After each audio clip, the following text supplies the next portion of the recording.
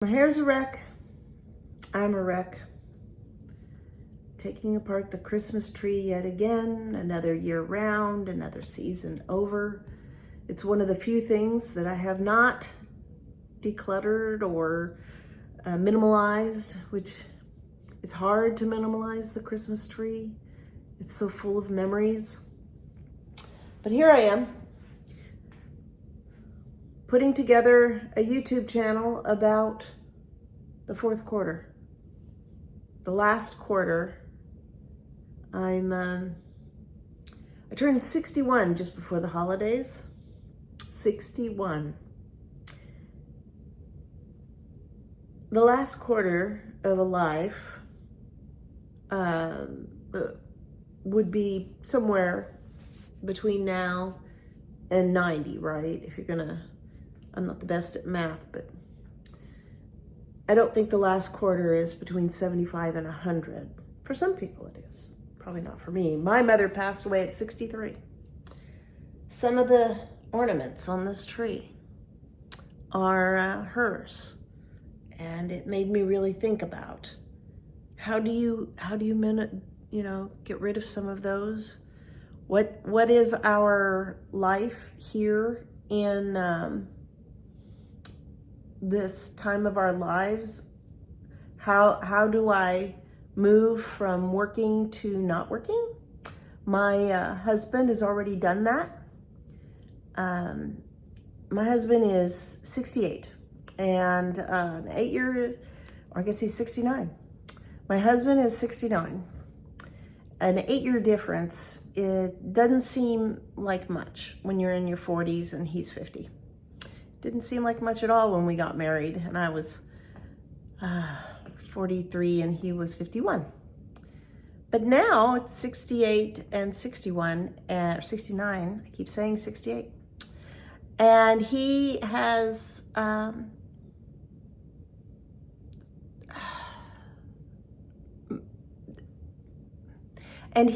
accepted his retirement, and I haven't even approached what I would like to even think of as retirement. But we have thought about what we like and how we would move towards travel. We've thought about what we would like to do and move towards travel. But here I am, taking apart the Christmas tree. And it's just striking to me. It's striking to me how emotional it is, and it's also striking to me how irritating it is. And there's a part of me that just wants to get rid of it. And there's a part of me that is horrified at the thought of getting rid of the ornaments that we have collected and cherished. And even on our trips now, we went to Italy 2 years ago, and a beautiful terracotta ornament from Tuscany was on the tree. I cherish it. I'm not one for big souvenirs, so an ornament here and there. And I know that as you're watching this, you may go, why would you want to get rid of your Christmas tree and all your ornaments? Why would you want to get rid of your Christmas tree and all of your ornaments? And to that I say, it's a lot. It's a burden on your shoulders. It would be a burden on my kids' shoulders should something happen to me and they have to go through the ornaments. And every year you see that I have this flocked and glittered fake tree. It leaves glitter for the next 6 months on the floor. It's beautiful. It is beautiful. I have minimized and I have Swedish death cleaned. I could do more. But I haven't touched the ornaments. It's something to think about. The tree and the ornaments, oh boy, there's 2 layers in there, and there's a whole nother box with 3 layers. And there's a bag. There's precious and there's plastic. There's the chain that I made when I was in the hospital in the 1st grade. My mother loved to make ornaments back in the 60s. She made a huge wreath with every single child. I was the middle of 7. She made it probably when I was 3 or 4 years old, because I did not have short hair very long. And the sock is not from that ornament. The sock was from when 1st grade I was in the hospital after a horrible accident that basically crushed my elbow, and they had put together with pins in my arm over Christmas. And the nurses helped us make the sock, and then I made a paper chain, and we had all kinds of little medicine cup ornaments, which are also in one of the boxes that had a little tree. These are the kind of things I'm talking about. What do you do? I can get rid of, just your basics, and then the plastic ones that I put on the bottom because I do have a toddler granddaughter yet. What to do with everything? Just keep it. Except we want to do things in the last quarter. In the last quarter, you have to unburden yourself from some of the minutia, change up how you live. The kids are fully grown and have children of their own and their own darn box of ornaments. And your memories are your memories. But it's a full 1 quarter yet of your life. Are you going to give up your memories so you can travel more? So you can have a smaller place? I don't know. I do not have an answer for this at this time. I do not know if I should I do not know if I should give up the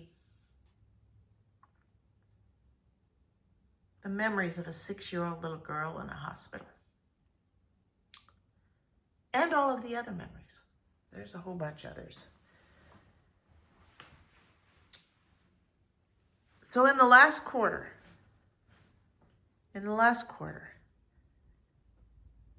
do you glide through with everything that you had from the first 3 quarters?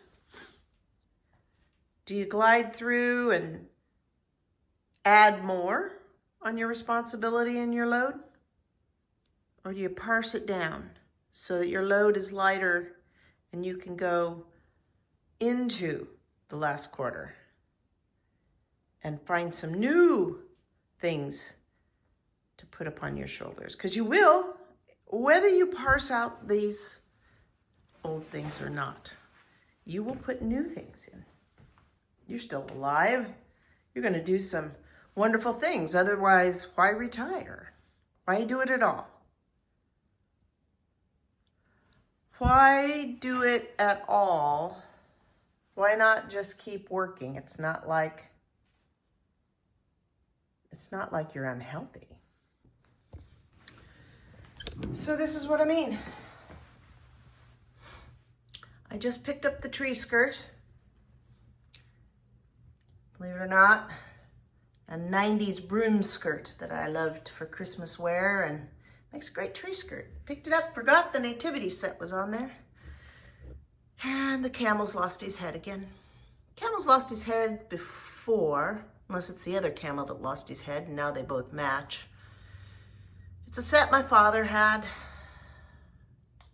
It's not worth anything. It's chipped up. The children have played with it, including him and his 7 children, and my 2 and all the nieces and nephews. And now I have broken the camel's head. Not the camel's back, the camel's head. I think it's a sign about all of the things that we hold too precious, and we think that the memories are in them, when all we wanted to do was get the lower part of the tree taken apart, but it seems to be very difficult. And then you up in the tree and the memories take a tumble and the camel's head pops off. It's indicative of the situation, I think. I'm about ready to go get a glass of wine and say, that's enough for Christmas 2024. That's enough for most Christmases, I think. Anyway, the fourth quarter. I hope you'll tune in. I hope you'll hang out with me as we figure things out or just ponder the reality of a camel's head popping off and illustrating exactly what we were talking about, the value of the memories versus the value of hanging on to them. And as we go into the fourth quarter, deciding what is the most practical, what is the most, I should say the best way to honor and remember and pass along important things and what is important and what isn't important to the kids. And then also, how are we going to have some fun? How are we going to enjoy the fourth quarter? Just like this coming winter, how are we to enjoy the winter of our years? Make the most of what we saved up to do. Make the most of hanging out with friends and enjoying the people that we've brought into this world, and then the ones they brought into this world. The fourth quarter. I'm obviously in a maudlin mood. I didn't mean to start this YouTube channel in any way as depressing. It's exciting. I think it is exciting. There's beauty at the fourth quarter. There's either you're going to win the game. I don't think you lose the game, but you might not hang on to the preciousness of the game. So the fourth quarter, anyway.